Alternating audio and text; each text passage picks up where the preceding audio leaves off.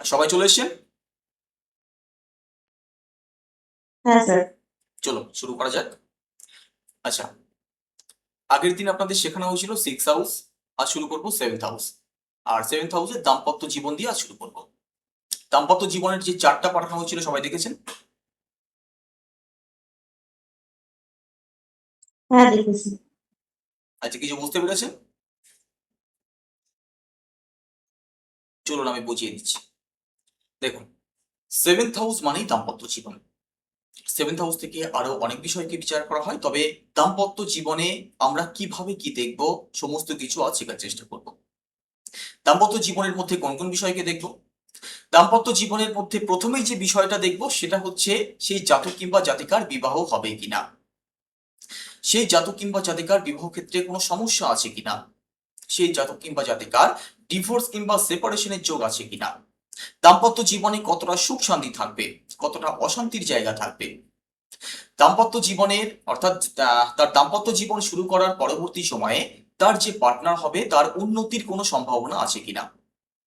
তো চলুন এক এক করে আপনাদেরকে বোঝানোর চেষ্টা করি। যদি কিছু বুঝতে অসুবিধা হয় আমি আপনাদেরকে প্রশ্ন করব, সেই সময় আপনি প্রশ্ন করবেন। আর ঠিক আছে, তো দেখুন, সপ্তম ভাব থেকে আপনি যদি কোনোভাবে দেখতে পারেন, অর্থাৎ সেভেন্থ কাসপাল সাবলট থেকে যদি আপনি কোনোভাবে দেখতে পারছেন যে সেভেন্থ হাউস কিংবা ইলেভেন্থ হাউসের কানেকশন আছে, তো সেই জাতক কিংবা জাতিকার বিবাহ হবে। এবার আপনি দেখতে পাচ্ছেন যে সেভেন্থ হাউসের সাথে কোনোভাবেই সেভেন্থ কিংবা ইলেভেন্থ হাউসের কানেকশন নেই, তবে কি সেই জাতক কিংবা জাতিকার বিবাহ হবে না? অবশ্যই বিবাহ হবে। সেক্ষেত্রে আপনি দেখতে পারবেন তার চার্টে হয় থার্ড হাউসের যোগ আছে, না হয় ফিফথ হাউসের যোগ আছে, না হয় নাইন্থ হাউসের যোগ আছে।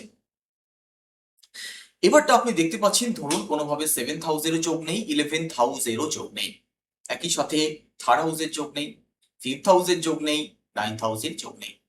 যোগ রয়েছে ফার্স্ট হাউস, সিক্স হাউস আর টেন্থ হাউসের। তখন আপনি চোখ বন্ধ করে বলতে পারবেন যে সেই জাতক কিংবা জাতিকা আপনার কাছে নিয়ে এসছে তার বিবাহ হতে সমস্যা রয়েছে, তার বিবাহ নাও হতে পারে। ঠিক আছে, দাম্পত্য জীবনের ক্ষেত্রে নেগেটিভ হাউসগুলি হচ্ছে ফার্স্ট হাউস, সিক্স হাউস আর টেন্থ হাউস। আরো অনেক নেগেটিভ হাউস রয়েছে, তবে এই সমস্ত হাউসগুলো থাকলে তার মূলত বিবাহ হতে সমস্যা হয়। তো আমরা কি দেখবো? আমরা প্রথমেই দেখবো সেভেন্থ কাসপাল সাবলটের সাথে সেভেন্থ হাউসের যোগ আছে কিনা, আর হচ্ছে ইলেভেন্থ হাউসের যোগ আছে কিনা। আমরা দেখবো থার্ড হাউসের যোগ আছে কিনা, ফিফথ হাউসের যোগ আছে কিনা, নাইন্থ হাউসের যোগ আছে কিনা। তবে আমরা প্রথমে দেখবো কিন্তু সেভেন্থ আর ইলেভেন্থ হাউসের যোগ। এই যোগগুলো না থেকে যদি কোনোভাবেই ফার্স্ট হাউস, সিক্স হাউস কিংবা টেন্থ হাউসের যোগ আসে, তাহলে বিবাহ হতে সমস্যা রয়েছে, তার বিবাহ নাও হতে পারে। এই পর্যন্ত বুঝতে কারো অসুবিধা আছে?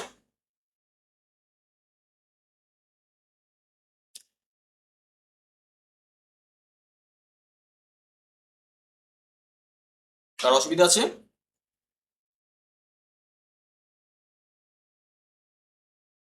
পায়েল ম্যাডাম, সমস্যা আছে? না স্যার। আচ্ছা, এটা গেল বিবাহ হবে কিনা। এবারটা আমরা কি দেখবো যে বিবাহ তো হয়ে গেল, বিবাহ জীবনে কতটা সুখ শান্তি আছে, বিবাহ করে সুখ শান্তিতে থাকবে নাকি ঝগড়া করবে। আপনি ধরুন দেখতে পাচ্ছেন যে কোনোভাবেই তার সেভেন্থ কাসপাল সাবলটের সাথে সিক্স হাউসের কানেকশন রয়েছে, তাহলে জানবেন দাম্পত্য জীবনে ঝগড়াঝাটির জায়গা অবশ্যই থাকবে। দেখুন, দাম্পত্য জীবনে ঝগড়াঝাটি একদমই থাকে না, এটা রেয়ার। দাম্পত্য জীবনে ছোটখাটো সমস্যা তো থাকবেই, তবে সেটা যেন কোনোভাবেই বড় আকার ধারণ না করে। তো সেভেন্থ হাউসের সাথে যদি কোনোভাবে সিক্স হাউসের কানেকশন আসে তাহলে ঝগড়াঝাটি অবশ্যই হবে। সেই সমস্যা আরো বেশি বাড়তে দেখা যাবে যদি সেভেন্থ হাউসের সাথে সিক্স হাউসের কানেকশন থাকে প্লাস এইট হাউসেরও কানেকশন থাকে, তাহলে ঝগড়াঝাটি আরো বেশি বাড়তে দেখা যাবে। এবার ধরুন সিক্স হাউস ইলেভেন্থ হাউসের সরি সিক্স হাউস আর আপনার এইট হাউসের কানেকশন রয়েছে সেভেন্থ হাউসের সাথে। যে প্ল্যানেটটি এই কানেকশন দেখিয়েছে সেটি উগ্র কোনো প্ল্যানেট, হয় রাহু না হয় মঙ্গল, তাহলে জানবেন এরা মারামারি করবে। এরা ঝগড়া করতে করতে মারামারি করতে পারে, অকথ্য ভাষায় গালাগালি ব্যবহার করতে পারে, একে অন্যের দিকে ছুটে যেতে পারে, এই সংক্রান্ত সমস্যাগুলো থাকবে। অন্যদিকে দেখুন, আরেকটা বিষয় দেখতে হয় যে যার সাথে বিবাহ হবে সে কেয়ারিং হবে নাকি কেয়ারলেস হবে। আপনি 7th হাউসের সাথে যদি দেখতে পান একটা 5th হাউসের কানেকশন রয়েছে, সাথে 11th হাউসের কানেকশন রয়েছে, তাহলে জানবেন দাম্পত্য জীবন সুখের কাটবে, দাম্পত্য জীবনে সুখ শান্তি থাকবে, পার্টনার যিনি হবেন তিনি কেয়ারিং হবেন। অন্যদিকে এখানে দেখুন 5th হাউসের কানেকশন না এসে যদি 4th হাউস আর 10th হাউসের কানেকশন আসে, তাহলে জানবেন দাম্পত্য জীবন ছন্ন ছড়া টাইপের হবে, দাম্পত্য জীবনে একে অন্যকে কেয়ার করবে না। ঠিক আছে, বোঝা গেছে? হ্যাঁ স্যার। সমস্যা হলে বলবেন। তো দেখুন দাম্পত্য জীবনে অশান্তির জায়গাটা নিয়ে বললাম, 6th হাউসের কানেকশন, 8th হাউসের কানেকশন, সাথে রাহু কিংবা মঙ্গল যদি অ্যাড হয়ে যায় তাহলে সমস্যা আরো বেশি বাড়তে দেখা যায়। এবারটা পরবর্তী যে প্রশ্নটা আসে যে ডিভোর্স কিংবা সেপারেশনের যোগ আছে কিনা, যেটা বিশেষ করে দেখুন আপনি যখন জোটক বিচার করবেন তখন আগে আপনাকে এটাই দেখতে হবে যে ডিভোর্স কিংবা সেপারেশনের যোগ রয়েছে কিনা।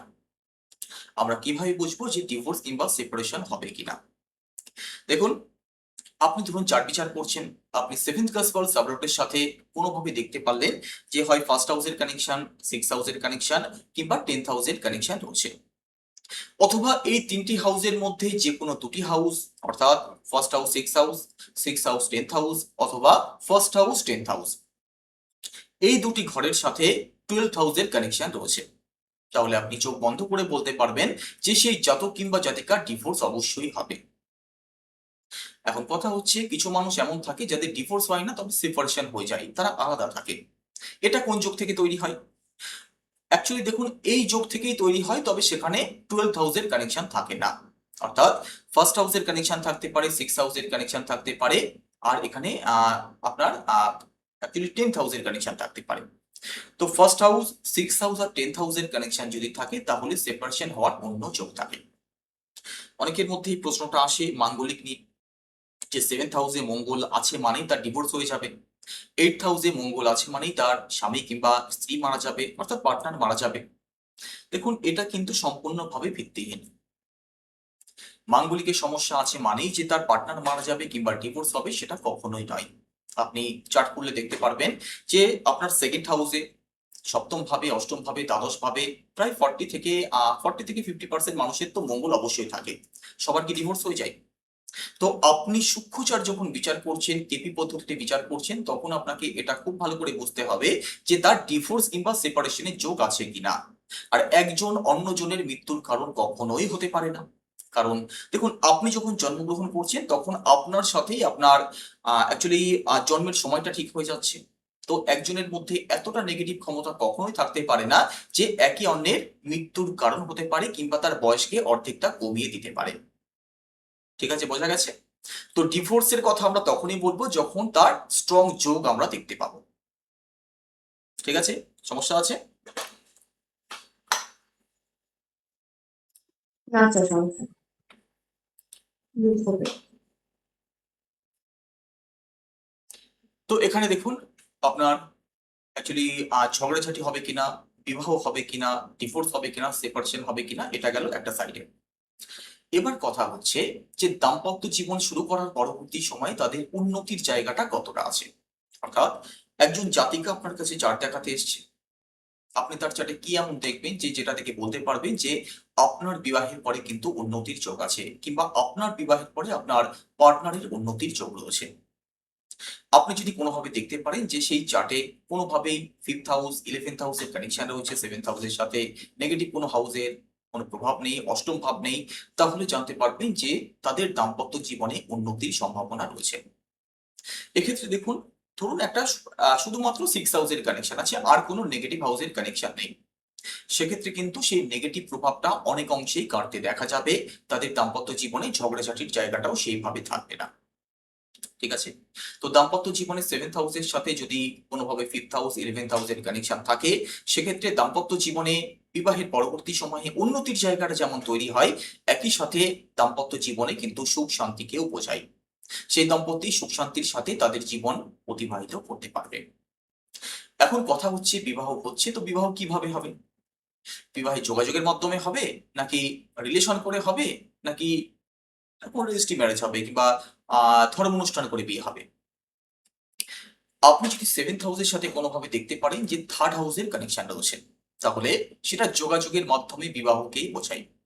যদি ফিফথ হাউসের কানেকশন থাকে সেক্ষেত্রে লাভ ম্যারেজকে বোঝায়, অথবা পরিচিতি সার্কেল থেকে তার সম্বন্ধ আসতে পারে। ঠিক আছে। আর যদি নাইন্থ হাউসের কানেকশন থাকে সেটা ধর্ম অনুষ্ঠান মেনে বিবাহকে বোঝায়, অথবা তার রেজিস্ট্রি ম্যারেজও কিন্তু হতে পারে।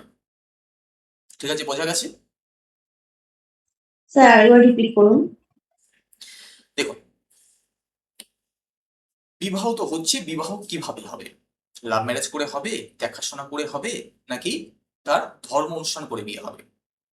যদি সেভেন্থ হাউসের সাথে অর্থাৎ সেভেন্থ কাসপাল সাবলটের সাথে কোনোভাবে থার্ড হাউসের যোগাযোগ থাকে, অর্থাৎ আপনি দেখতে পাচ্ছেন যে সেভেন্থ কাসপাল সাবলটের সাথে কোনোভাবে সেটা অকুপাই হোক অথবা রিজাল্ট হোক কিংবা কনফার্মেশনে হোক, থার্ড হাউসের যোগ রয়েছে, তাহলে তার যোগাযোগের মাধ্যমে বিবাহ হবে।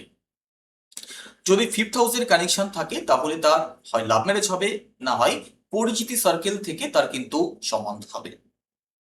আর যদি নাইন্থ হাউসের কানেকশন থাকে সেক্ষেত্রে তার ধর্ম অনুষ্ঠান করে বিবাহ হবে কিংবা রেজিস্ট্রি ম্যারেজও হতে পারে।